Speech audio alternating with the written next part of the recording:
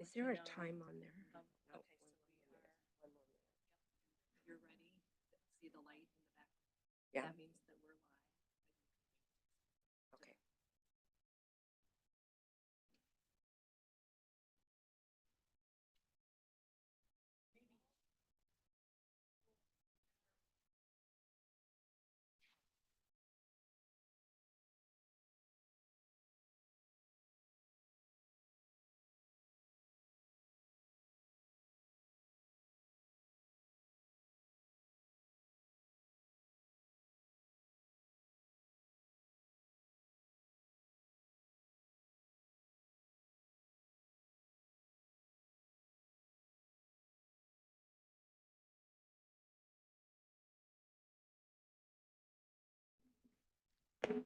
I'd like to call this meeting to order. Would you all please join me in the Pledge of Allegiance? I pledge allegiance to the flag of the United States of America, to the republic which stands one nation under God, indivisible, with liberty and justice. May I have roll call, please? Mrs. Baker, Here. Mrs. Case, Here. Mrs. Christensen, Here. Mrs. Greenberg, Here. Mr. Pantera. Here. Next on the agenda is a public oath of office. All of our new board members have already done this oath of office, but this is where we do it together in the boardroom. Would you like to join me?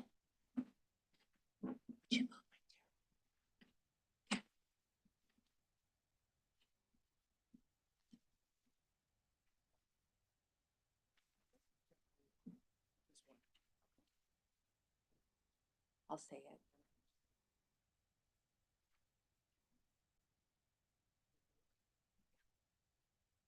I Tony Pantera. Sandra Christensen Baker, do solemnly swear do solemnly swear that I will support the Constitution of the United States that I will support the Constitution of the United States and the Constitution and laws of the state of Arizona, and the Constitution and laws of the state of Arizona, that I will bear true faith that I will bear true faith and allegiance to the same and allegiance to the same, and defend them against all enemies, and defend them against all enemies, foreign and domestic, foreign and domestic, and that I will faithfully and that I will faithfully and impartially and impartially discharge the duties discharge the duties of governing board member of governing board member for Paradise Valley School District number 69, for Paradise Valley School District number 69, according to the best of my abilities. according to the best of my abilities. So help me God. So help me God. Congratulations.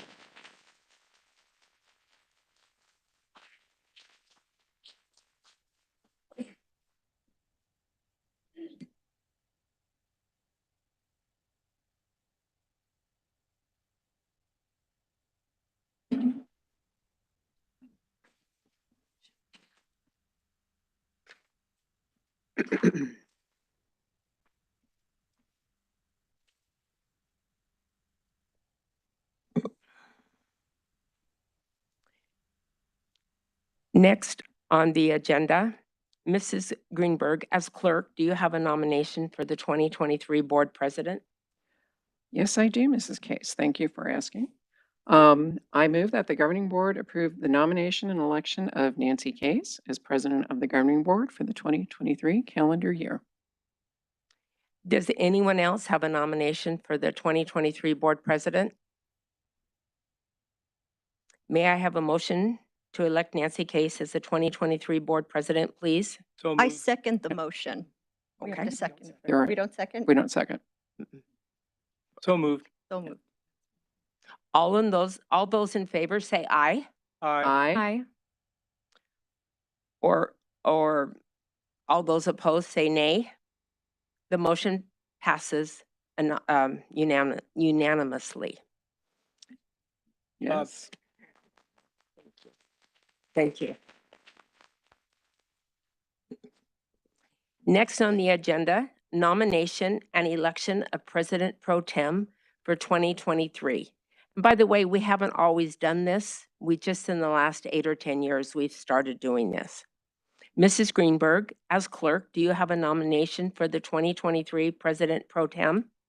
Yes, I move that the governing board nominate and elect Carrie Baker as President Pro Tem to preside over any meeting during the 2023 calendar year in the absence of the governing board president, Mrs. Case. Thank you. Does anyone else have a nomination for the 2023 President Pro Tem? I do. I'd like to nominate Sandra Christensen for that post as well. Okay. We will vote on the first nomination and then on the second if needed. So, on the first nomination for Carrie Baker, all those in favor, please say aye. Aye. Yes. Yes, you can. Aye. So, and the second what? Any opposed to this nomination? You can't vote for more than one. So I wasn't sure who said aye because I was looking at notes. So, any suggestions? I said aye. We do a roll call vote, you know. We could do a roll call vote. Okay, let's do a roll call vote. Oh, and we have these. Can we do those? Later. We'll just do roll call according to the way you called us to begin. Not yet with those. Okay. Okay. Mrs. Baker? This is for Carrie Baker as President Pro Tem. Aye. Mrs. Case? Nay. Mrs. Christensen? Nay. Mrs. Greenberg? Aye. Mr. Pantera? I think both these people do an excellent job, but because Carrie's here for 2 years instead of 4, I'm casting my vote for Carrie. Okay. And then that's 3. So we're done. We don't need to do the other one. So that's 3-2. Okay. So we have now elected as President Pro Tem Carrie Baker. Thank you very much.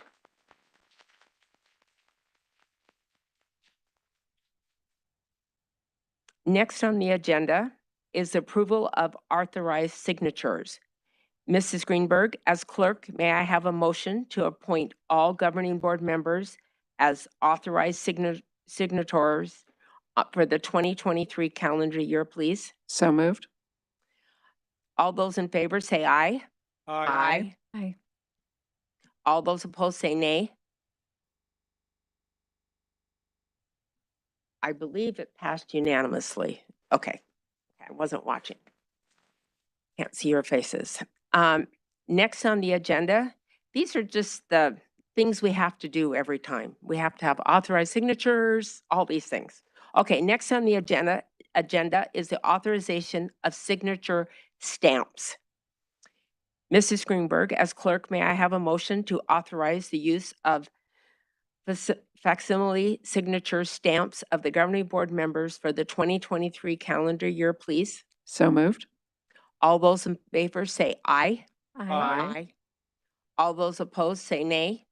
Motion passes unanimously. Next on the agenda, approval of resolution number 532, the authorization to ratify vouchers. Mrs. Greenberg, as clerk, may I have a motion to adopt resolution 532, please? So moved. All those in favor say aye. Aye. All those opposed say nay. Nay. Point of information. May I ask a question, Mrs. President Case? Mhm. As I was reviewing the vouchers over the following week, I just would like to have some information on the process, and I just have a couple of questions, some point of clarification on the vouchers, just so that I know what I'm voting on. President Case, is it okay if I ask my question? Sure, go ahead. Okay. I just would like for somebody to explain the ratification process? And is the work done first on the vouchers and then ratified and sanctioned by the governing board? Or, because we had 274 pages of vouchers that we're going to vote on the consent agenda item. Is that correct? There is a lot. Yeah. I just wanted maybe a short Explanation. explanation. Yes. Thank you. Okay, would Dr. President Bells? Case, I'd be happy to provide some clarification about authorization to ratify vouchers. This is a board agenda item that occurs on every board meeting. It's part of doing business. We ratify vouchers. This is actually a little lighter list than usual because of this time of the year. Ratification means that, after service is rendered and payment is provided, the board ratifies the payment. The board authorizes the ratification process as allowed by state statute. And this allows us to conduct business seamlessly and pay our bills on time, and such. So we're a $300+ million budget, a lot of stuff. And so the clerk is the one that usually reviews with great detail and asks questions about that. And then, of course, any board member may always ask questions at the review. So we're excited to answer. Does that help answer your question? Thank you. Yes, I All just needed an explanation because I was unfamiliar. Thank Sure. you. So did you want to change your vote then? I mean, is this something you can support? Yes, Okay, so You vote. I vote aye. aye. Okay, thank you. So the motion passes unanimously. Next on the agenda is to establish the order of roll call vote. And a roll call vote is when we have to each individually say it, and it's done in a certain order. And so each of us picked up a paper as we came in, and we have that number. So it's totally, we don't know what each of us has. So each board member drew a number as they arrived this evening. Ms.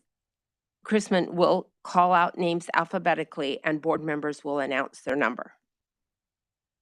Mrs. Baker, 1, Mrs. Case, 4, Mrs. Christensen, 3, Mrs. Greenberg, 2, Mr. Pantera. 5. Thank you. Next on the agenda is the approval of the agenda. Dr. Bells? Thank you, President Case. Items approved by consent will not come up for discussion during the meeting, but will be approved when the agenda is adopted. This is possible since members of the governing board receive the agenda along with backup materials at least 24 hours in advance prior to the meeting and have time to review and consider all items. Prior to the agenda being adopted, members of the governing board or audience may ask that an item be removed from the consent agenda and brought to the floor for discussion at the appropriate place on the agenda. I would like to offer the agenda as posted. Does any member of the governing board wish to have an item removed from the consent agenda? Yes? Yes, I do. Which number? I would like to, number 8 and number 11, I would just like to get some clarification on those 2 items. Okay, 2, 8, and 11. 8 and 11. Yes. Okay.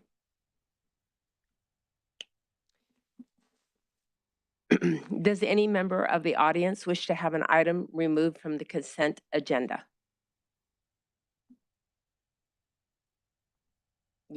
Yes. Did you write a card? It's item 8. Okay. Thank you. When we come to that, then you can comment on that then. Thank you. Mrs. Greenberg, may I have a motion to approve the meeting agenda and recommended consent items with the 2 changes? so moved. All those in favor say aye. Aye. Aye. Aye. All opposed say nay. Motion passes unanimously. Next on the agenda is governing board statements. And today I'm going to change it up a bit. First, I want to thank my fellow board members for trusting me to be president of the school board this year for 2023.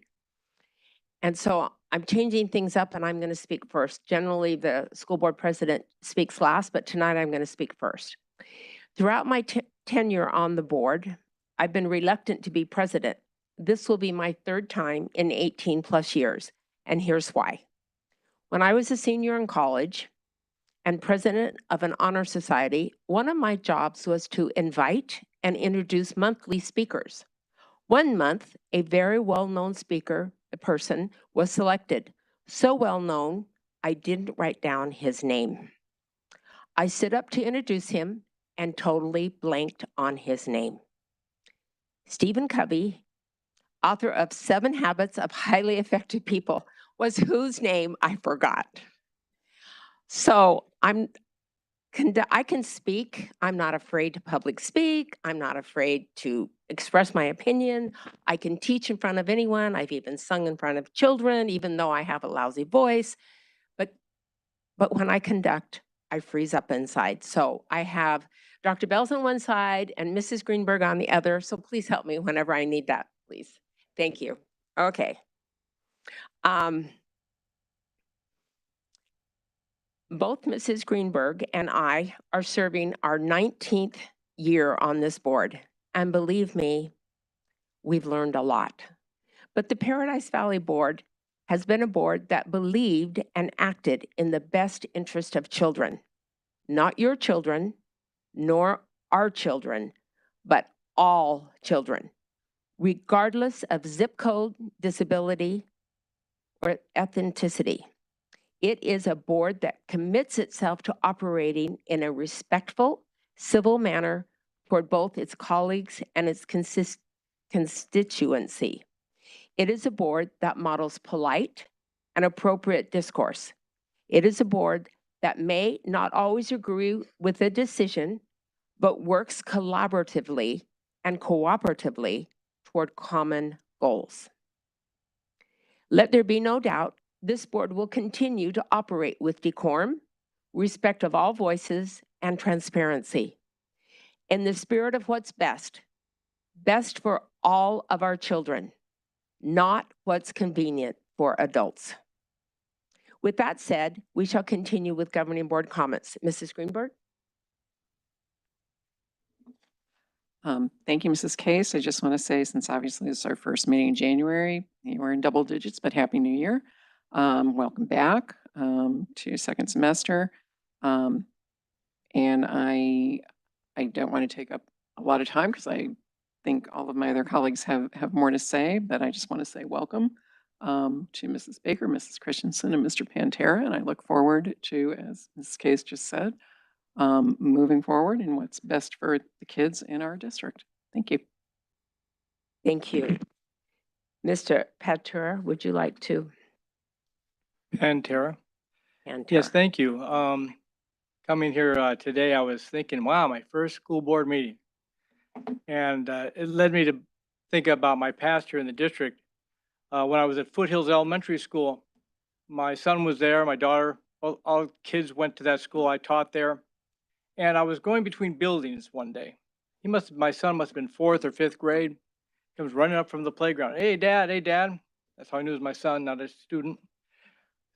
And so I said, what's up, Tony? He said, well, I asked this girl to go steady.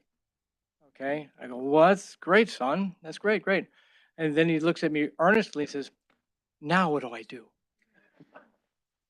And I was thinking like that myself. You know, I'm excited to be on the board. Here I am. And like, oh, now I'm on the board. Oh, now what do I do? But I thought back of what I told him.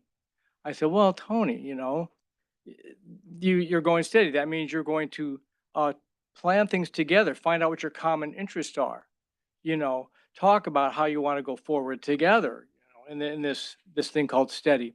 Most importantly, you need to listen. Listen to what she has to say, because that's the only way you're going to find those things out, is if you listen and pay attention to what you're hearing. And I'm going to take my advice that I gave him. I'm going to be a listener. I'm going to hear open to you, whatever you want to talk to me, formally, informally. I'm here to listen and do the best for everybody, the best job I can do. Thank you. Thank you, Mr. Pantera. Thank you very much. Mrs. Christensen? Thank you, President Case. And the governing board and the cabinet. And I would like to welcome all of you here today because we're here because of you. We represent the community, and I'm so happy that so many of you are involved and you come to the meetings. As a new governing board member, I have two top priorities that I would like to talk about. The first one is getting back to academic excellence, and I think that all of us on this board, the cabinet, and all of you in the audience um, would agree with that. And it was so wonderful to, as I was door knocking and speaking with so many community members across Paradise Valley Unified, to hear reasons why PVUSD is wonderful and also things that we need to improve. And so I'm ready to work on those things and ready to embrace them. I also am a parent in the district.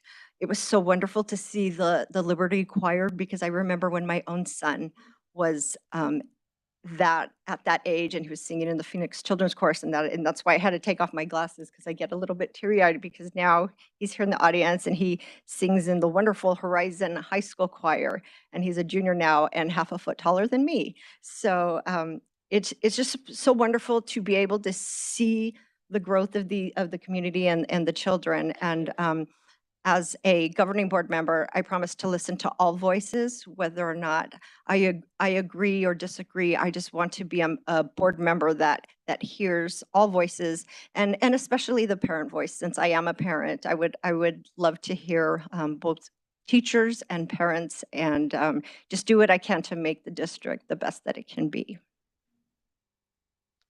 Thank you. Mrs. Baker? Thank you.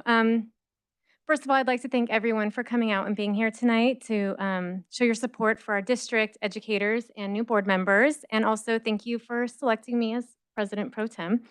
I'd also like to thank voters, PVEA, canvassers, parents, and other volunteers for supporting me. I would not be here without the hard work of so many of you. As a mother of 6 children, 4 of them in our district, I believe that in PVUSD, we need to focus on a few different things. Best instruction practices, differentiation, and improving our inclusion practices. While I believe we do a really good job in these areas overall, there's always room for improvement, especially in special education. I'd also like to focus on retaining quality educators by continuing to ensure they have favorable working conditions, are paid as much money as we can pay them, but most of all, I'd like to give them the respect they deserve. As Governor Katie Hobbs said in her State of the State, we don't have a teacher shortage. What we have is a retention crisis. She went on to say that for too long, we have robbed educators of the joy of teaching. It's time to give them the respect they deserve. I believe we absolutely should start that here and now. We have some of the best educators in the state, and I'd like to keep it that way. In addition, I'd like to continue to strengthen our policy and support systems for our LGBTQ students. We know that when our students feel safe and supported, they are in a better condition to learn and engage in the classroom. I'd also like to find a way, if the budget allows, to bring back our SCL teachers. We know that students do better when they have conflict resolution, self-regulation, and other coping skills. And the mental health of our students is really of the utmost importance. I would like to give educators the autonomy to teach the truth in all subject areas and have our diverse community represented in the resources that we supply. Children deserve an honest and accurate education that prepares them for and helps them create a better future, and I want our district to be part of that progress. My commitment as a new board member is to continue in the tradition of having a strong, unified school district while also helping to improve the areas that we aren't as strong in. I am also committed to considering all of our students' needs when making decisions. We have a large and diverse district, and our decisions need to reflect that. I am excited to learn more about the district. The cabinet members were grateful or generous enough to give their time to us on Tuesday afternoon, and I really enjoyed the conversation. I look forward to meeting with more educators and administrators to learn more about the district. I'm excited to attend some events coming up at schools. I'm excited to see the Yellow Boat at Paradise Valley High School. My son played Benjamin when he was 11, so I'm excited to see another school take on that production. If you get a chance, you should go see the Yellow Boat. It is very impactful. And I'm excited to see Sandpiper's Noche de Musica at Desert Shadows. So thank you. Thank you, Mrs. Baker.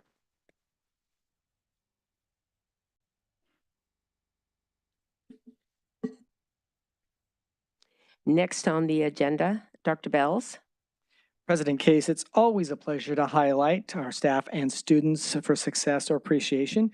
And Mr. Droege will MC our honors tonight. And at this time, I'd like to invite our governing board members to join me in front of the dais.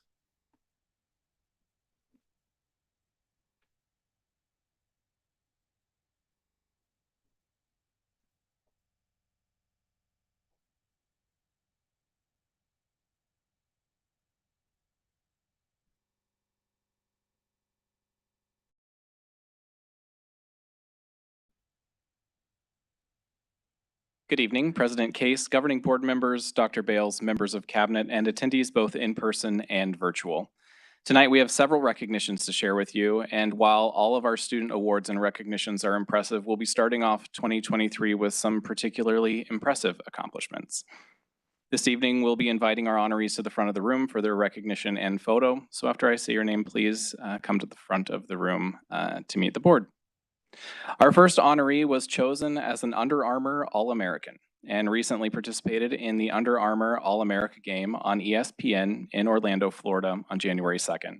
Illustrating that the journey of excellence can include athletics, please join me in recognizing this amazing achievement for Pinnacle High School student Deuce Robinson.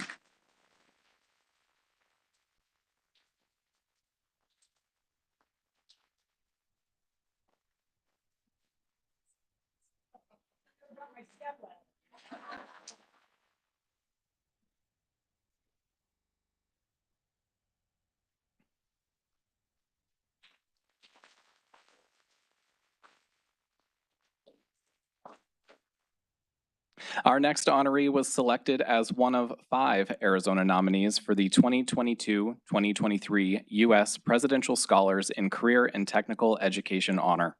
This program recognizes and celebrates distinguished graduating high school seniors and is one of the nation's highest honors for high school students. Please join me in congratulating 2022-23 U.S. Presidential Scholar semifinalist from Paradise Valley High School, Tej Desai.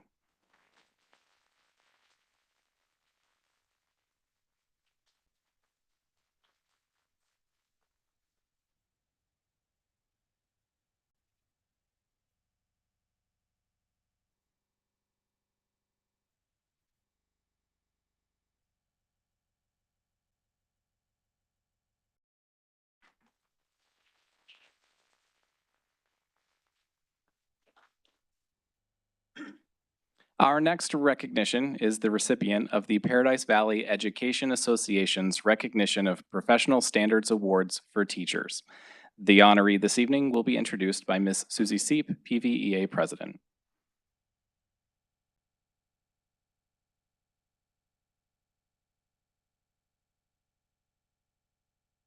Not here. I'm just letting you know. Okay.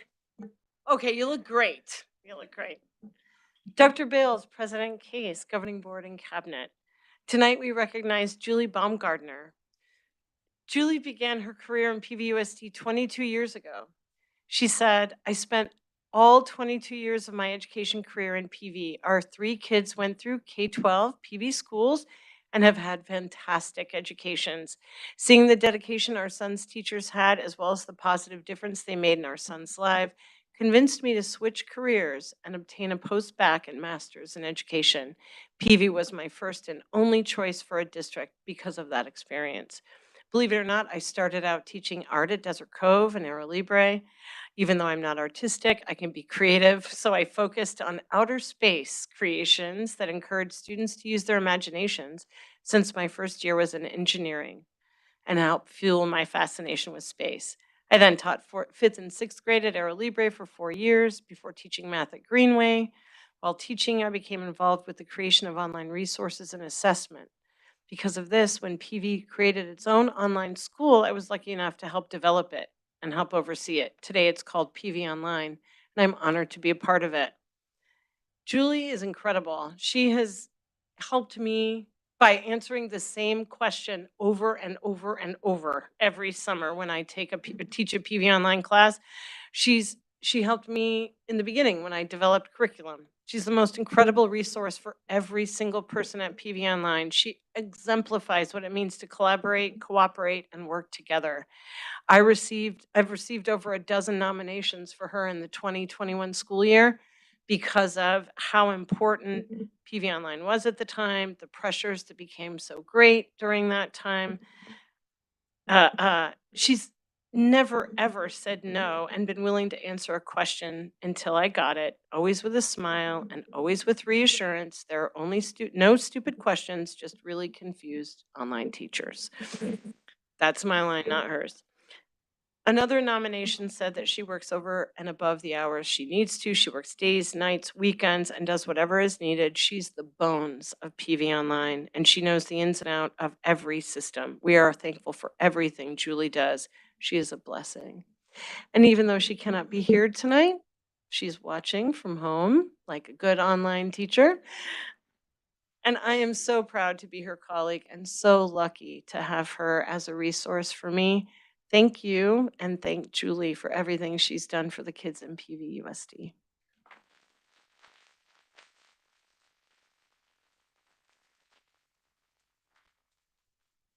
Last but certainly not least is the Paradise Valley Education Support Professional of the Month. Unfortunately, this person is unable to attend this evening. However, PVSCA President Ms. Michelle Courtright is here to make the presentation. President Case, Governing Board, Dr. Bales, and Cabinet. This is one of the highlights that I get to do because we have some great support professionals in this district.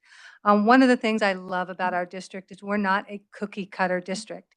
Every site is different, every student is different, and every staff member is different. And LaDonna Sutton is a instructional aide at Roadrunner.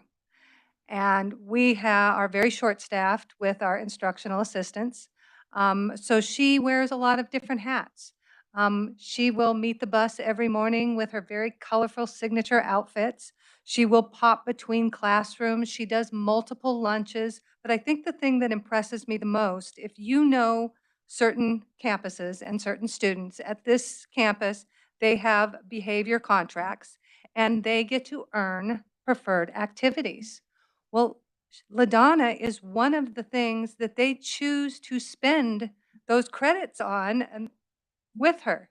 So that tells me everything I need to know about this employee, because if students want to spend their credits and use their activities to spend time with her, she is a remarkable person. And it is with great pleasure that we recognize LaDonna Sutton this month. Thank you.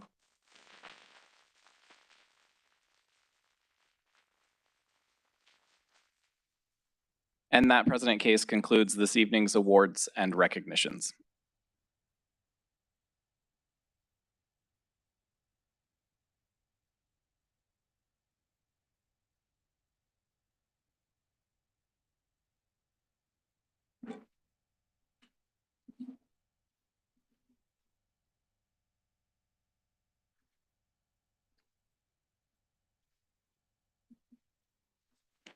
Next on the agenda is call to the public.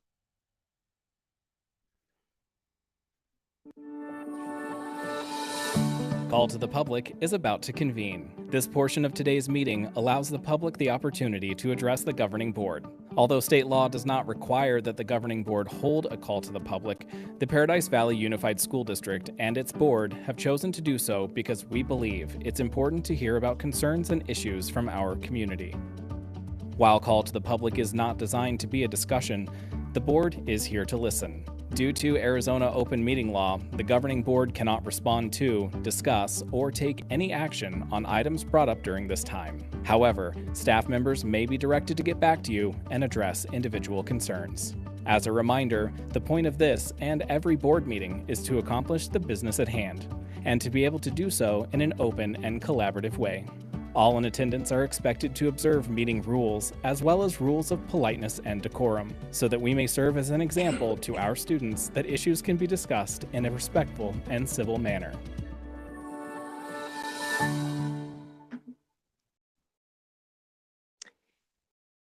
Tonight, we have 5 people who have submitted comment cards prior to the start of the meeting. Each speaker will have 3 minutes for remarks. And those who have asked to speak on an agenda item will be recognized at the appropriate time during the meeting. We have 1 blue card to speak on an agenda item.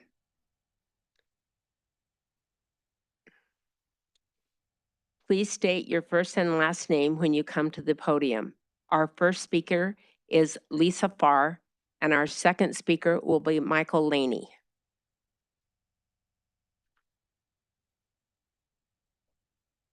Thank you. First, I wanted to thank Mrs. Case for standing up and taking the president role. It's a big job and appreciate you taking on that responsibility. Secondly, I wanted to congratulate and thank you to Ms. Christensen for, first of all, pointing out that her priority is getting back to academics, because I see that as the #1 responsibility of the board, is the academic welfare of our children. The second thing is I also appreciate Mrs. Christensen not being one that will simply rubber stamp any proposal or budget, request that comes before the board. She's taking this very seriously, and she wants to ensure that she knows that we are being fiscally responsible when approving these items. And so I appreciate your due diligence, as that is probably the second biggest priority. You've got basically your academic welfare of our students, educational welfare, and you're responsible for managing the budget fiscally responsibly. So I appreciate you doing your due diligence to make those decisions for what's best, especially in the light of last year. We were at almost nearly $14 million budget deficit. We're going into a deficit this year. The other thing is I wanted to thank Mrs. Case, because at the last study session, when it came to where we're looking at where we're going to make these cuts, Mrs. Case was very firm in her belief that we were not going to raise the class size. I expect that to be the case since the M&O override passed. That was one of the promises this board made. So I appreciate you standing strong and agreeing not to increase the classroom size. I can just tell you, right, for a personal example, my son has 41 students in his government class. That's really not fair to our students, and that's not fair to our teachers. We've got to keep the class sizes at a reasonable place where these children have an opportunity to learn and the teachers have an opportunity to teach. So thank you, and I'm looking forward to a good 2023 year. Michael Laney, and then Summer Bagley. President Case, Governing Board, Dr. Bells, and Cabinet, Happy New Year. I was thinking today and yesterday that I wasn't so stressed. And as you can see, I dressed for the occasion. So, but I just wanted to mention that I remember when I was sworn in, and I know the 3 board members just went through that. Today was symbolic, but it was a surprise to me when I initially went through it. I didn't realize that I would be swearing on the Constitution. And my wife afterwards, she told me, she was saying in her mind, "Come on, Michael, don't cry, because I know that it's that Constitution, though created by imperfect men, it's allowed us to make this country what it is." And I took that seriously. And so I understand what you went through. And so I appreciate you stepping up and swearing on the Constitution. And as far as I know, you're the only 5 in this room that have done that, and it's on your shoulders right now. No pressure. My one wish is that, or my one hope is that you will come together as a board with your differences and figure out solutions that work for every kid in the district. That was one of my goals on the board. I know we all have differing opinions, different ideas, different ways that we think things should go. But I know that you all are intelligent enough to figure out ways to make things work. And so I would hope that you can do that.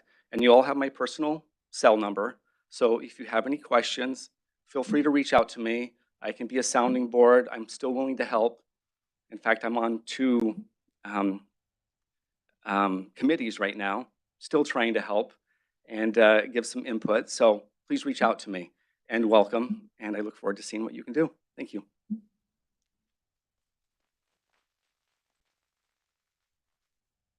Next is Summer Bagley, and after the next one is Jennifer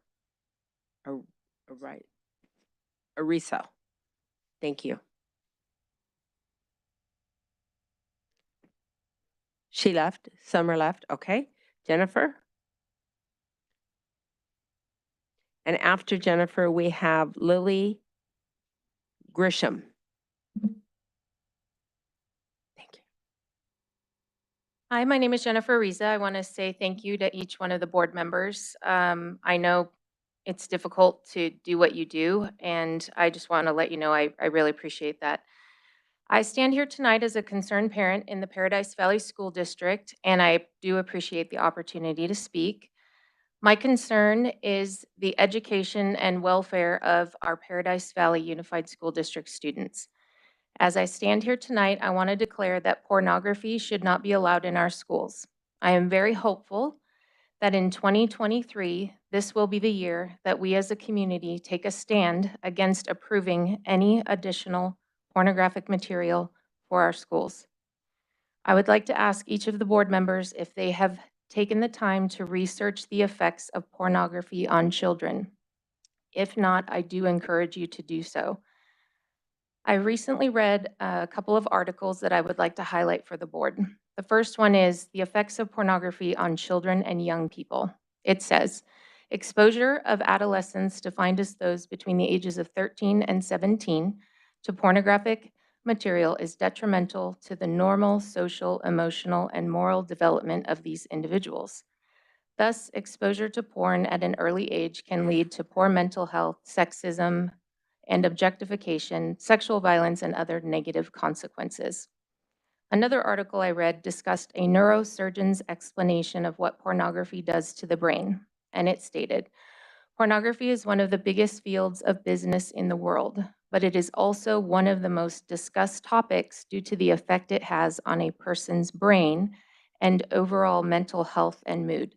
It is overwhelmingly evident that it is not to the benefit of our teachers or students in our district to approve materials with pornographic content in our schools. I would ask you to please consider this as you review and approve materials this year. Thank you.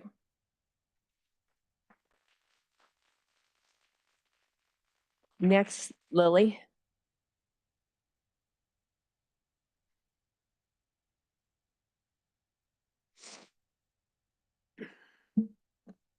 Hi, my name is Lily Gresham, and I want to say congratulations to everyone that's new on the board. I voted for you guys. And want to talk about mental health. Mental health. Did you guys see on the news that about the 6-year-old who brought a gun to school, first grade, to intentionally shoot his teacher? He did that. That wasn't in this school district, but thank goodness. But at Horizon, a week before Christmas break, there was a suicide. A senior committed suicide, not attempted, committed suicide. And that was devastating. And I don't know what could have caused that to happen. Why did that happen? I don't know.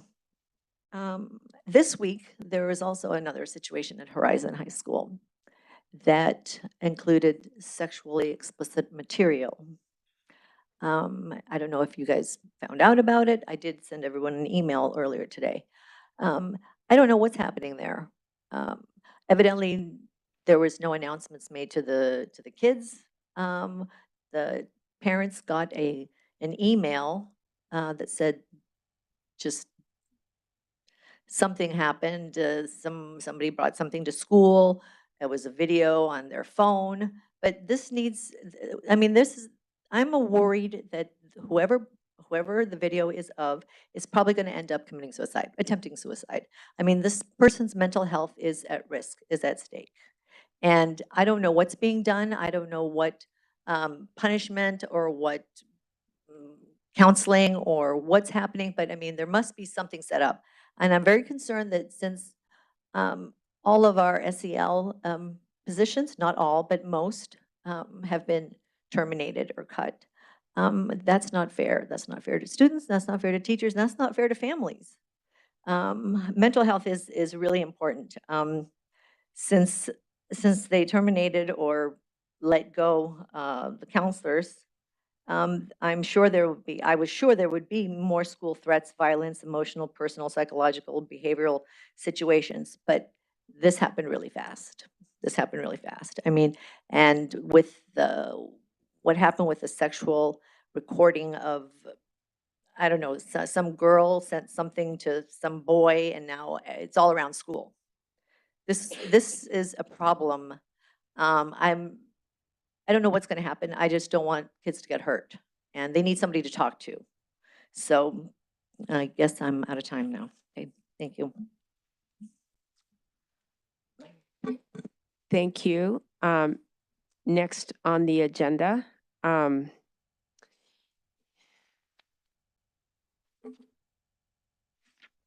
Superintendent's comments. Thank you. Thank you, President Case, and happy 2023 to everybody. I don't think we can get enough of that. We need to set those expectations. It's going to be a great year. And welcome back to an exciting second semester. I hope that you enjoyed the holiday season and winter break and returned healthy, well, and rejuvenated. While some staff and families were a little surprised about returning to school on Monday, January 2nd, I wanted to remind you remind our community that this year's calendar was adopted 5 years ago.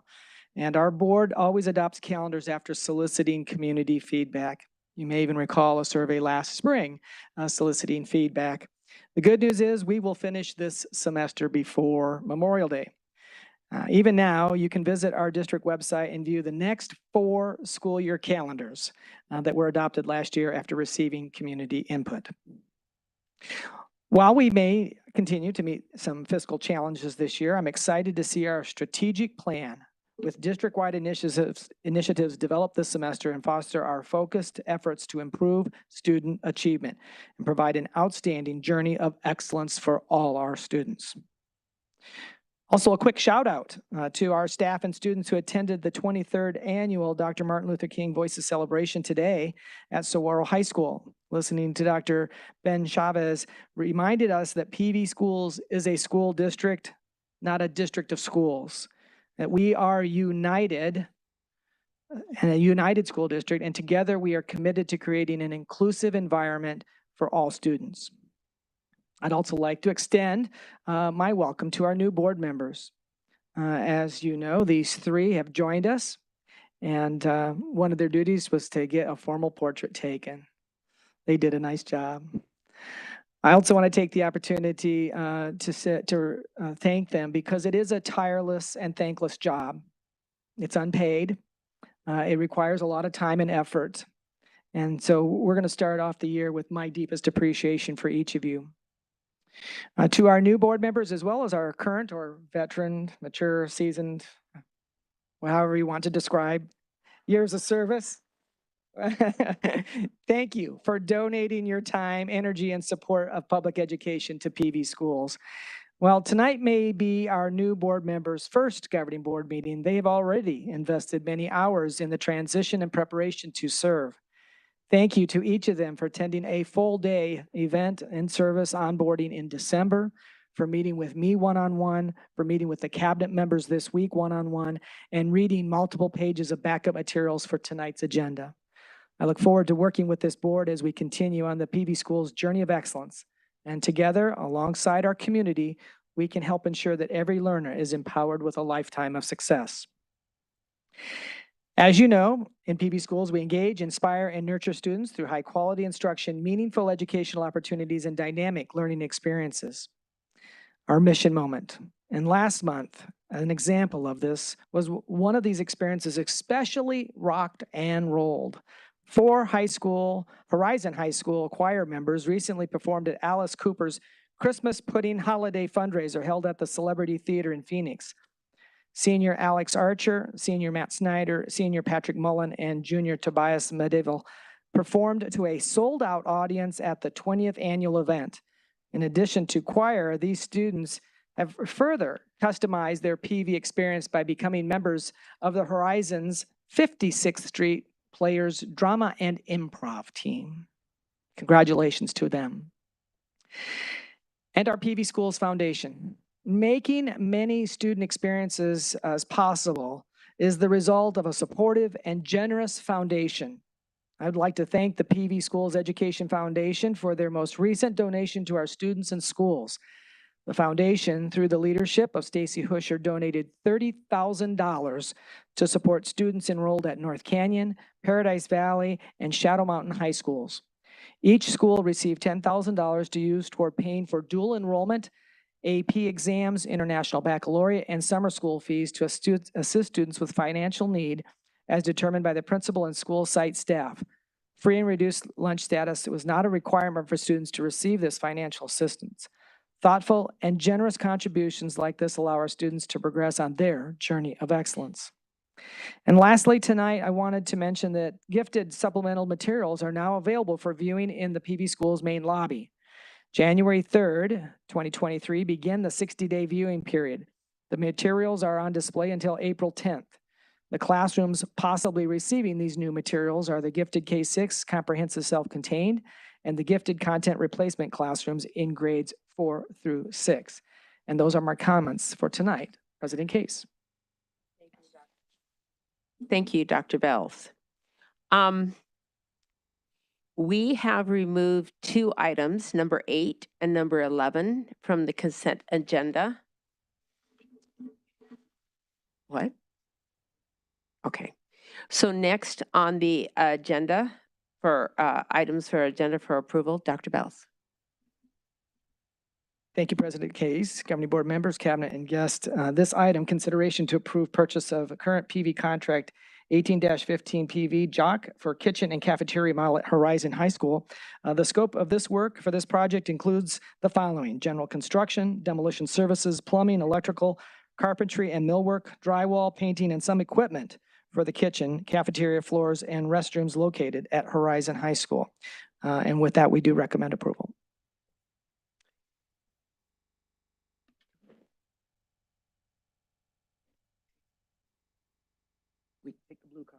We don't have to do a motion first? No. Okay. Okay, we have one comment. Lily Gresham.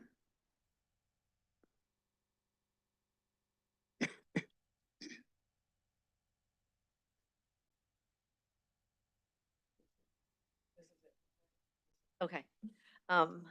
Yeah. Right. Okay. So this one is number 8. Yeah, the cafeteria remodel at Horizon High School. Is that really necessary? I mean, where are our priorities? We had a shortfall. We got rid of what, 58 SEL teachers and counselors? The cost of this remodel at Horizon High School is going to be $1.38 million. Is that really necessary? I know that it was $800,000 was the big cut to terminate the SEL people. And I think we should hire them all back. They're more important than remodeling a cafeteria. They're more necessary than a cafeteria. The cafeteria is already there. It'll be there for the next year. I think we need the people. We need the staff. We need the counselors. The mental health in this district is scary, sad, disappointing. It's not getting any better. I just don't think that the building's already there. It doesn't need to be updated or remodeled. Those are just my thoughts. Thank you. And just a point of clarification, this project is funded by bond dollars, and bond dollars are not available for M&O, which includes salary and benefits. These are part of voter-approved initiatives to upgrade and bring up to code the serving kitchen. These are not culinary arts kitchens; these are serving kitchens. So in other words, if you were to let's try get a- let's take a We have to motion have a first. motion. May I have a motion on this item, please? So moved to, I move that we. Okay, is there any discussion on this item? Oh, yeah, for about the bond, so to try and reappropriate these monies to them are much needed other issues like human resources and that, it would be pretty much like illegal or the voters voted for one thing and here we're trying Close to, it to the mic. I thought it was on, But you have to get closer. Thank you. should get louder. So the bond has to go for what we voted for, but what the electorate said that we want the bonds for this and it has to be used for that, right? We can't that's what you're saying, right, Dr. Bales? That is correct. I just want to make sure I understood that. Yes. All right, thank you. Any comments from here? Yes. Point of information. The reason I asked to remove this item from the consent agenda item is because I just wanted some clarification. And I know Mrs. Berrigan is not here today and she's online, great. She was able to give me some insight on our procurement processing and things of this nature. I have a couple of questions on this agenda item. Number one, I know that there is an issue at lunchtime in the cafeteria at Horizon, and they get about 30 minutes for lunch. And if you don't get there right at the beginning, it takes about 25 minutes to get your lunch. And so a lot of the juniors and seniors just choose not to eat lunch because it just takes too long. So I'm wondering if this remodel is going to help streamline some of the processes so that the kids can get lunch in a timely manner. And I don't know if there's anybody here that can answer that question. So that's my first question, and I'll let Mrs. Berrigan. Mrs. Berrigan, do you have additional information than I previously summarized as the scope of work that might address Mrs. Christensen's question regarding serving line capacity? Yes, I do. Are you guys able to hear me? We are. Yes. Fantastic. That is one of the main reasons we are doing this kitchen remodel is to ensure that the students are able to get through the line in a timely fashion. As well as this was originally designed as a cooking kitchen when the school was built back in 1980. I don't know if everyone knows this, but most of our schools do not cook food from scratch anymore. Much of it is heated up, and there's reasons behind that in terms of food handling and things of that nature. So it's really changing the equipment that we would have needed for a from scratch kitchen to a heating up and serving of the food for the students. But we will get the students through that line much quicker, we hope, with this remodel as well. Thank you. My second question on the remodel, and I am not saying that it doesn't need to happen at this point. These are just points for clarification because I've been to that cafeteria before and it's pretty run down. My second question is, as we are looking for procurement and we're looking at vendors, you did a great job of explaining to me the process, but I would just like to hear some conversations on what were some of the other bids that we had possibly, because it is a large amount of money. And as we had Mrs. Gresham speak, as a community, we really need to be fiscally responsible. And so I would just like to hear some more information about how that process went. Ms. Berrigan? Yes, yep. This was done through a JOC, or what we refer to as JOC, which is job order contracting. It is a procurement method that we were the lead agency or the lead school district on, that we worked with one GPA. And the procurement piece of that happens when that is awarded and multiple vendors are awarded at the time. The vendor used for this one, which I believe is Core, is selected from the list of approved vendors. And when they are on the list of approved vendors, they have gone through all of the necessary procurement statutes and regulations that school districts need to follow. And then we select a vendor for each project. We try to spread out the work so that the work is not going to any single vendor, and ensure that it's somebody who's done a good job for us in the past.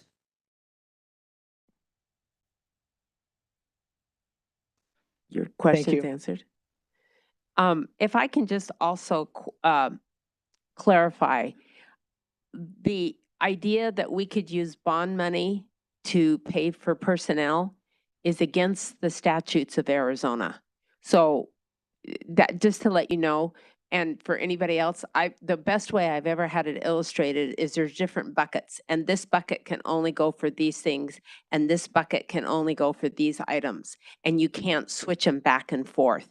And that's one of the reasons that we have solar panels on our schools, because that bucket that pays for electricity, it's the same bucket that we pay teachers with. And so maintenance and operation comes from that bucket, and that allows us to have more for teachers by having the solar panels. Is that an example? Does that make it more clarified for people in the room? Okay. So should we vote on this now then? Okay. May I have a motion to, oh, we already had the motion. Do you have another? Yes. I have a motion to postpone the vote until we are provided more information on the detail of the RFP. That causes difficulty in the planning. My husband's in construction, and once you postpone those, it's a domino effect, and it can take a long time to ordering the equipment to everything else. So I think you can get more information, but if we postpone this, it causes more ripples down the road. We have a motion on the floor to approve. Okay, that we have to, okay. Okay, so we have a motion on the floor to approve this. May I have a motion to, oh, excuse me, thank you. Help me all you need to. May all those in favor say aye to approve this number 8 on the list. Aye. Aye. Aye. Any opposed? Nay.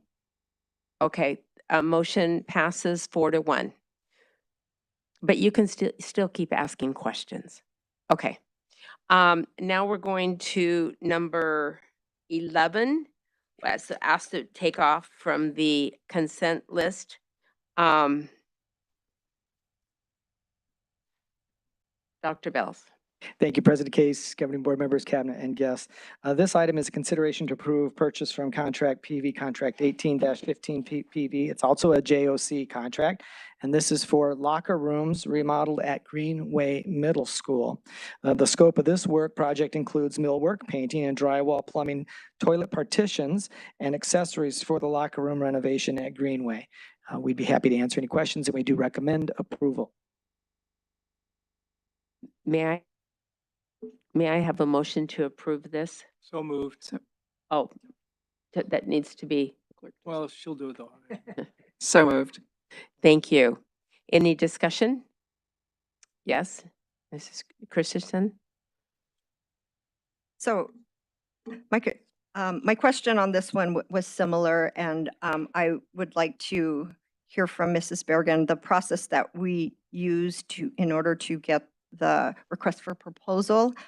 Also, information on how old is this locker room, and again, just to be fiscally responsible, is it necessary to do this remodel?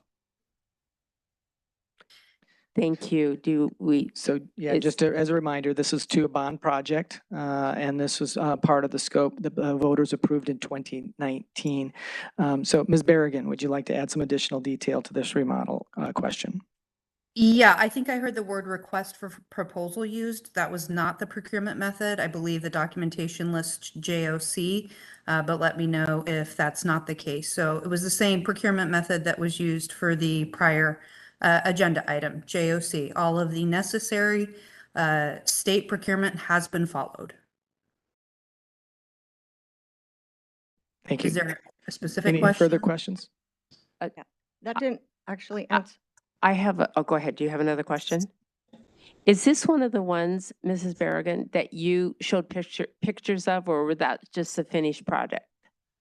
It wasn't one that you showed? No. Maybe in the future you'd No, show those- the before and Those pictures afters. were the pictures of the summer projects that were completed Right. last summer that we did in the fall. I think that this is a particular remodel that adds partitions, providing privacy to students in the locker room. And I don't know the age of Greenway off the top of my head. Ms. Berrigan, do you happen to know that one? I don't either. It's on my wall in my office. But this goes through a long committee process to determine the needs of various buildings in the district. Oh, question, Ann? I don't know, Mrs. Greenberg. Mrs. Berrigan or Dr. Bales, if you can answer this, and you all alluded to it. We have been doing remodels of various locker rooms. So this, who have we done? Please remind me because I don't have the list in front of me. Who have we been doing recently? So this is just bringing yet another school up to code, or no, I shouldn't say code, but up to standard. up to, Yeah. remodeling that we need to do. This is part of a, collection of remodels for restrooms. That is correct. That was approved by the voters in the bond. Ms. Berrigan, do you happen to know some of the other more recent restroom remodels at our middle schools? I want to say Explorer, but I'm not positive, so I would have to get back to the board on that one. But yes, Mrs. Greenberg is right in that we have been doing some remodels along the way as part of the bond projects. Typically what we see, they're high use facilities, right? And so over 20 years, we need to replace air dryers. We need to replace millwork that's been carved and graffitied, mirrors that are scratched and or missing. So it replaces and upgrades, not as much as an upgrade as you would think in your own house type of thing, but it certainly replaces to repair and provide an aesthetically pleasing, clean, and safe environment. That's what the purpose of the remodels are for. And if I may add, there are some ADA compliance pieces that we are bringing up to standard for this as well. ADA being American with Disabilities Act. Yeah. Do you have another comment? Yes, my final comment, that's sufficient for me and sufficient information for me to do the vote. And I'm not trying to be difficult. I'm just trying to understand because we have items in a consent agenda and we would approve them all in one vote. And I had specific questions on those two. So I am ready. And thank you for your time and consideration and answering all my questions. Thank you. We already have a motion on the floor. So all those in favor say aye. Aye. Aye. All those opposed say nay. Motion passes unanimously. The next on the list is the Dr. Bell's. H for approval. Thank you, President Case, governing board members. Tonight, Dr. Holmes will present a change to the rate of pay for teachers volunteering to drive the white van for extracurricular activities. Dr. Holmes, please explain.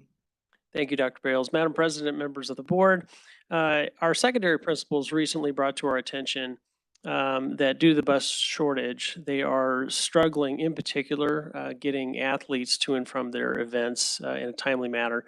They do believe this is a solvable matter in that we do have activity buses that teachers can drive. However, the current rate at which we pay, which is $15.50 an hour, is not adequate to attract teachers to take on the responsibility of this work. The Paradise Valley Education Association and District have come to agreement that $27 an hour is a more appropriate rate for this work. And given what we pay for our bus drivers to drive buses, and in particular that these types of routes typically will put them into overtime, we believe that moving to that rate will be cost neutral. So we recommend your approval, and happy to answer any of your questions. And thank you, Dr. Holmes. Just to piggyback on that, a reminder that this not just for athletics, this is for all extracurricular activities. So it's teachers who are volunteering to take kids to thespian events as well as performing arts events or such. So it's any time that we need a white van, a 15-passenger van, and teachers have been approved to drive those vans, that they would receive that compensation. And we're happy to answer any questions.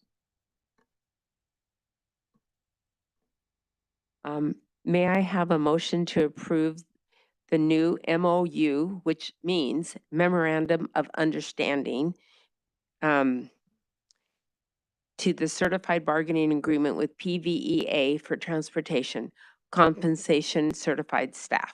So moved. Are there any other comments? Mrs. Christensen?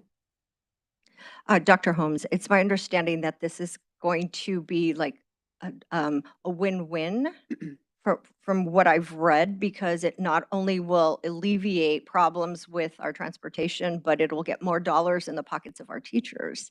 Yeah, we'll do that. Because I think the original rate was 1550. 1550 versus and so it would entice other help rather than going outside to hire something that is going to be a lot more expensive to the district. So it's actually going to be, it could be a cost savings in the long run. It could be.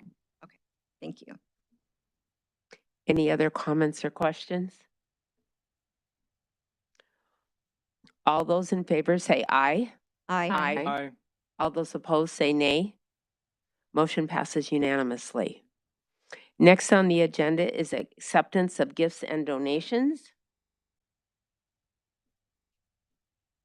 We appreciate all donations, but I like to highlight a few. At Copper Canyon Elementary School, the PTO there gave $1,200 to buy an ice machine for the school. And at Copper Canyon also, the Charities Aid Foundation America Cyber Grants gave $1,000 in cash for the 4th grade. At Desert Shadows Elementary School, trees, shrubs, and plants for an outdoor school beautification program came from the Authentic Vacations in the amount of $2,000. At Echo Mountain Intermediate School, the Rito Partners, Inc., they donated items for the school store, $1,000. It's a Caught Being Kind store. And then at Liberty Elementary School, the PTO donated $2,250 to the 6th grade field trip. At Mountain Trail Middle School, the PTO student organization there gave $4,500 for outdoor cafeteria tables.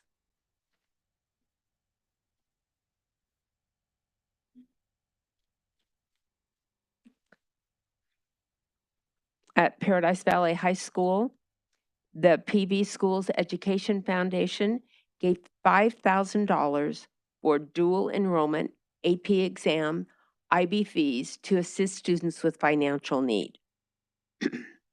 At Sandpiper Elementary School, Google gave $1,800 to the site discretionary fund.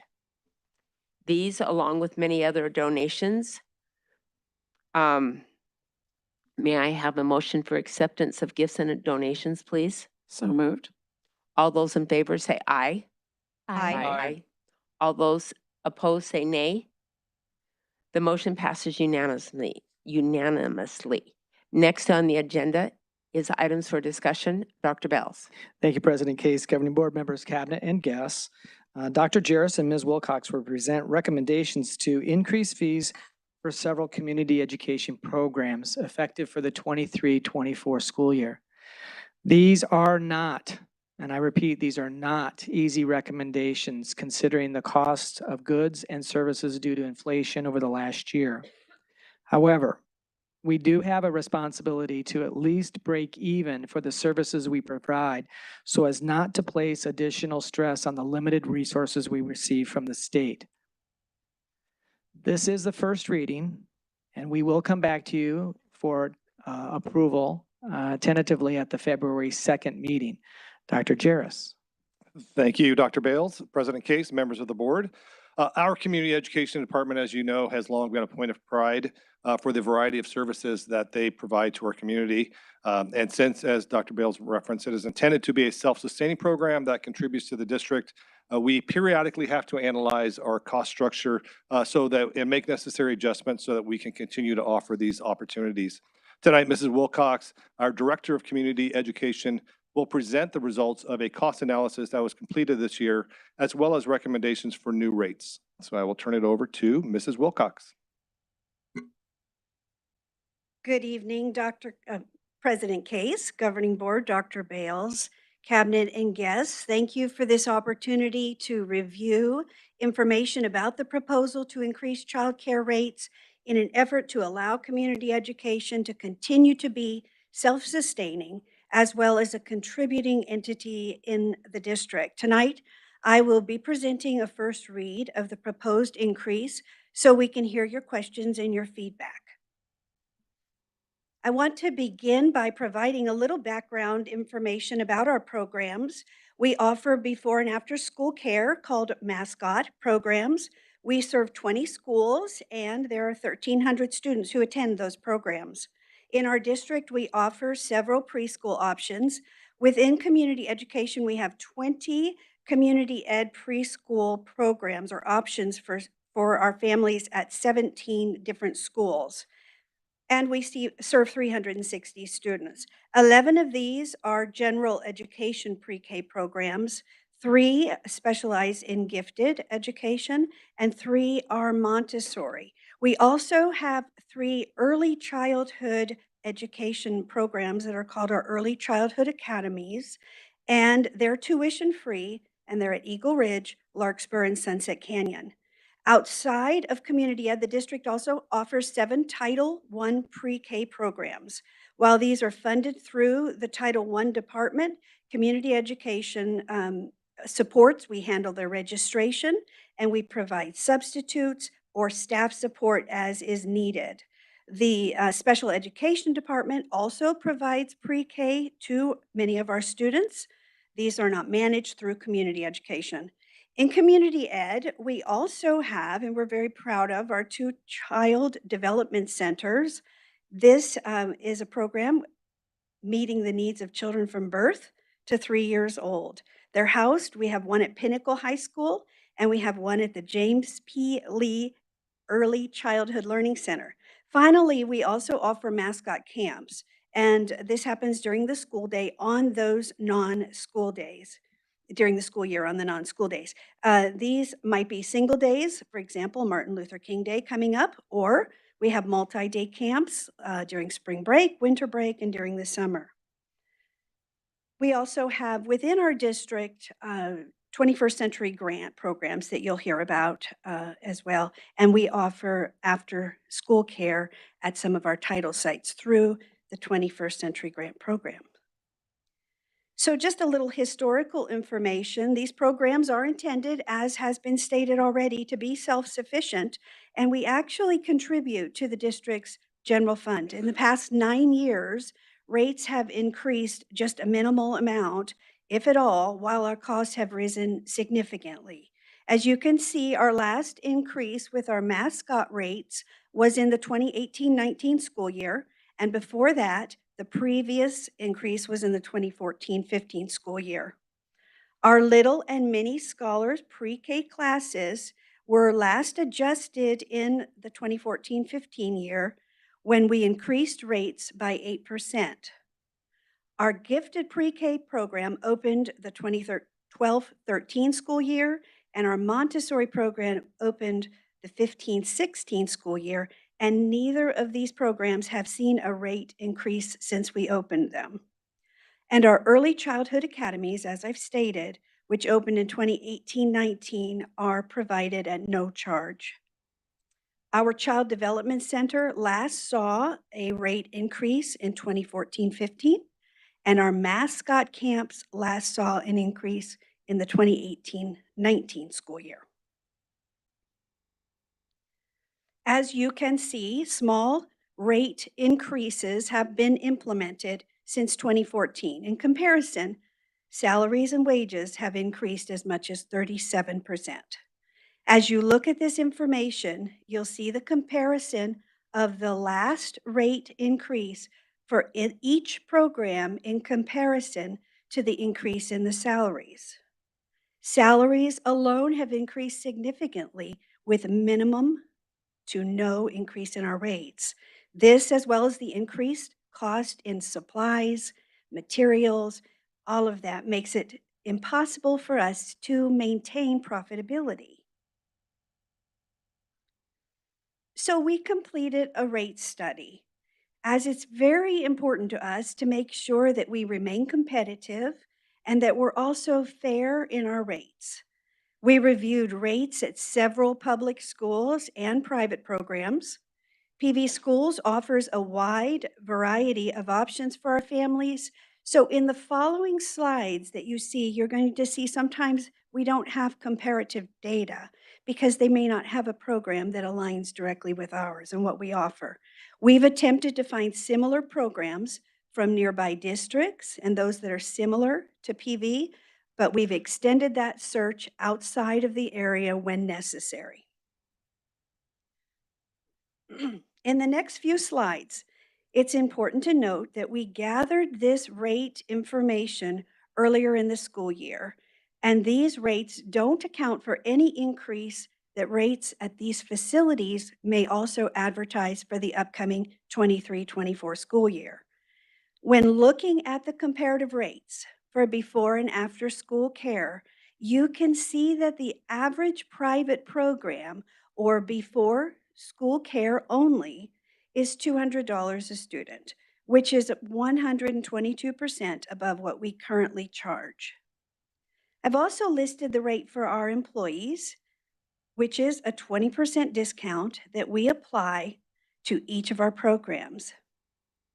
The average public school program for this service is $118, which is 31% above our monthly standard rate. When you average the cost of all of our competitors, the average rate is $127 per student, and that's 41% above what we currently charge. I've also referenced the Bridge program. The Bridge program is a service to our district employees who need care for their pre-K students.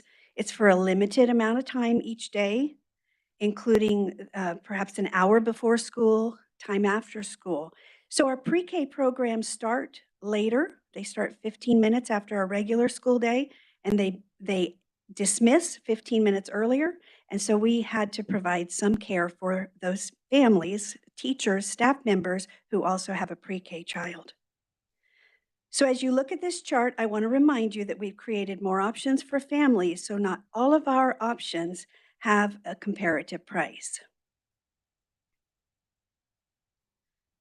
When comparing our pre-K rates to competitors, you can see that private programs are charging as much as 80% above our current rates. And other programs, public programs, are charging almost 22% more. Again, not always a direct comparison to the programs that we have. When we compare the rates of our Child Development Center programs at Pinnacle High and James P. Lee, we found private alternatives that charge as much as 43% more than we do.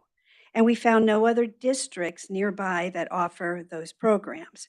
So when looking at the costs of our alternative programs compared to the increases that we have experienced to operate our programs, we feel that increasing our rates is appropriate and necessary. For our mascot program, we are proposing an increase of between $20 to $60, dependent upon the specific program. This represents an increase of 22 or 23% across our programs.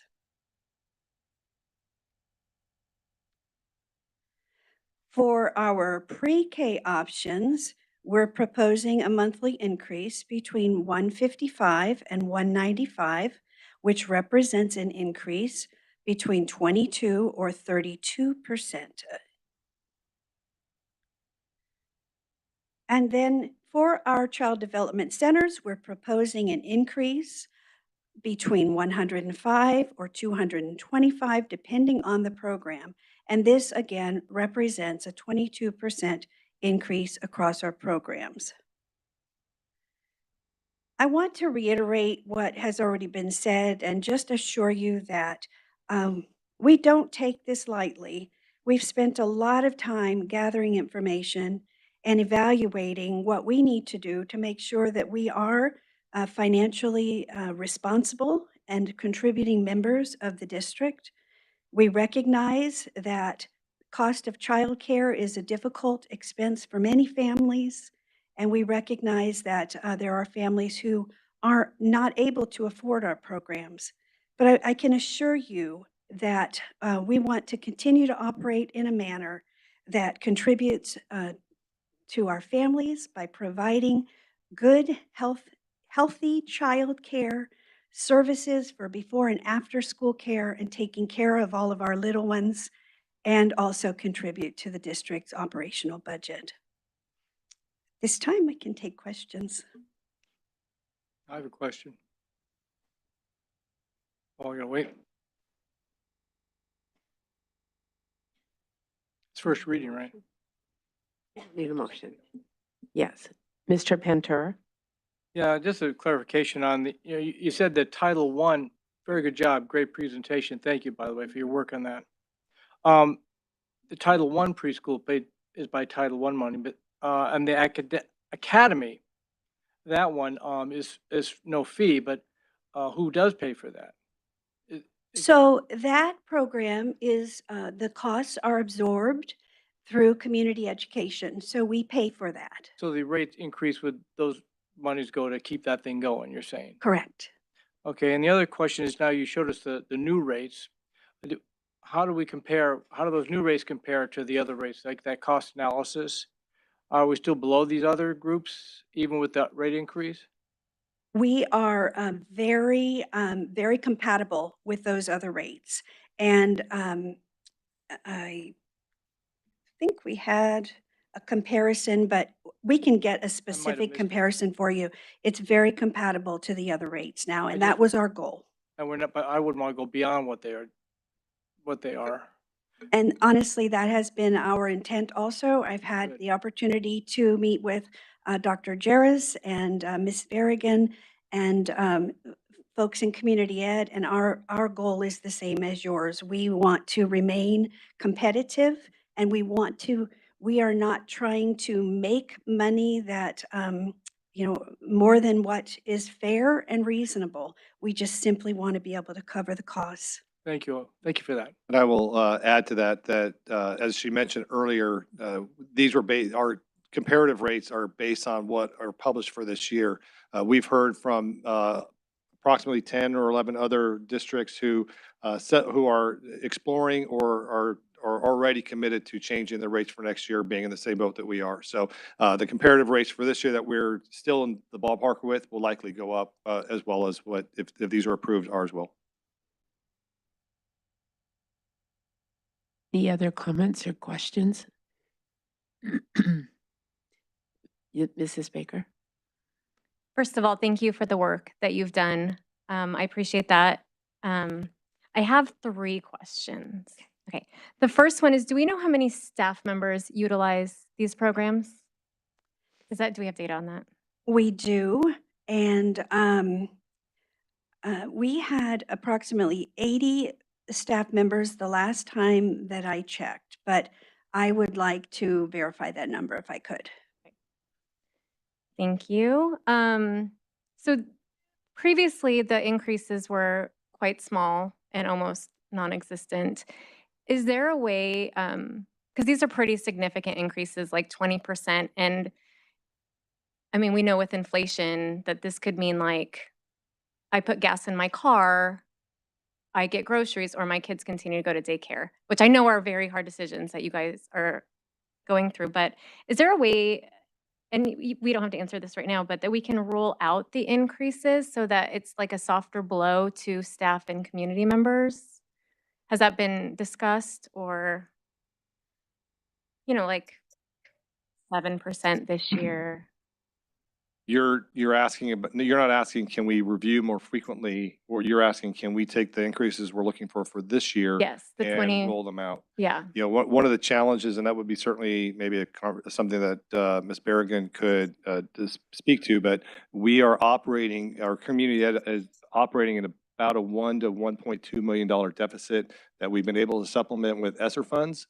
So if we don't make the changes, then it would put us at our M&O budget at a deficit. Okay, that was actually my other question, is how much are we operating at a loss in these programs every year? So, thank you. I'm sorry, if I may just, Dr. Jarris has that correct, but just want to reiterate, we are not currently operating in a deficit because we have ESSER funds to help support the program, and have done so intentionally and didn't raise rates during, the height of the pandemic, knowing all of what was happening with folks and what they were dealing with. But moving forward, if we don't, we would continue to be, or we would begin to be in a deficit and need to dip into M&O funds to support the community ed program, when really it should be the other way around. There's no further money in ESSER to be able to support that moving forward into next year. And Ms. Berrigan, would you remind our governing board members and audience about the expiration on the different pots of ESSER dollars? ESSER 2, which we have a little bit left of, very little bit left of, is ending in September of 2023. That's this year. And ESSER 3 ends in September of 2024. Thank you. Mrs. Christensen? Yes, first of all, thank you for all the detail. I was really excited to see all of the detailed analysis that you did and the cost, you really did some due diligence to look at all these programs, both private and some of the school districts that surround Paradise Valley. So thank you for that. I have 3 questions. The first 2 are related. Are we at capacity at any of these facilities, and are there federal or state requirements that have certain caregiver to student ratio, and so I'm curious as if we're at those capacities. We are at capacity at many of our programs. We do actually have wait lists for many of our programs, and the reason is exactly what you've asked. We are bound by the Department of Health Services and the ratios that they have given to us for student to staff ratios that we have to abide by. And so we are only able to take families off the wait list to make sure that we're within that ratio, keeping that in mind at all times. Yeah. And Go ahead. And my final question is it possible to consolidate any of these programs, or is it just logistically impossible because of we're about 100 square miles, this district? Is that a possibility to do that, or have you looked into that? So we do watch our programs carefully, and if we're running a program with a low number of students, then that is a conversation we have. We do take into consideration the impact that that's going to have on the community and the impact that it has for the district as a whole. So there are times that we are measuring, is it beneficial for us to continue to provide this service to the community and the families, or are we now running in a deficit and we need to make different decisions? We have done that even since I've been in the department. Thank you. Any questions over here? Mrs. Greenberg?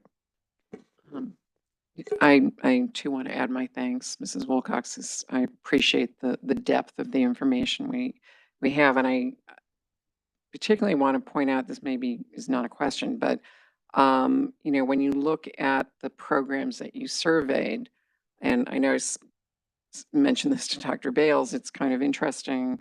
For example, infant and toddler, and pre-K, but infant and toddler, you had to go all the way to Vail to look for a comparable program, and then the only other public program is Chandler. Those really are not neighboring districts by any stretch. So we're really talking our program versus private. Right. And pretty much the same thing with preschool, because Deer Valley, a little close, but not necessarily right next door for a preschooler. So I appreciate that you really went looking for comparable programs. So I think part of what we need to look at is that we are offering something unique and needed in our community. But we really are at that point where we have to look at the dollars. And as I think it was you said, or Mrs. Bergen said, community ed, part of the mission is to support the district, not the other way around. So as unfortunate as this is, as much as we've tried to, I think, be supportive by not looking at rate increases on a more consistent basis, we're probably at that point where we need to really consider what you're recommending. So thank you. Any other comments or questions? I have a comment. Overall, would this be accurate to say that we are trying to break even with these programs? I would say yes. And knowing that if we raise these rates, that doesn't include the fact that other districts are going to rate, we're comparing to what they are this year, but they could be raising their rates for next year. That's correct. With the increases of pay, and may I say, we're having a hard time filling positions for all these different, and so we have to increase the pay for the caregivers or the teachers in these programs. It's just expensive. And, I don't want any teacher who uses these programs to be, this is a very difficult thing. And I just from your research, you have done a very thorough job comparing other places. And I'm glad that through this last 3 or 4 years, we've utilized the ESSER funds to help teachers as much as we can and to help parents in the district as much as we can. But the facts show that we need to increase rates. There's really nothing else we can do. But I appreciate all your research and your care and concern for detail. Thank you very much. I have a really good community ed team that I need to give credit to as well. Thank you. So that's the end of that, for the discussion. So that's the first reading, and then there'll be a second reading in February. Before we adjourn, I would like to remind you that the next regular board meeting will be held on Thursday, February 2nd at 7 p.m. May I have a motion to adjourn? So moved. All those in favor say aye. Aye. Aye. Motion passes unanimously. Thank you. We are adjourned.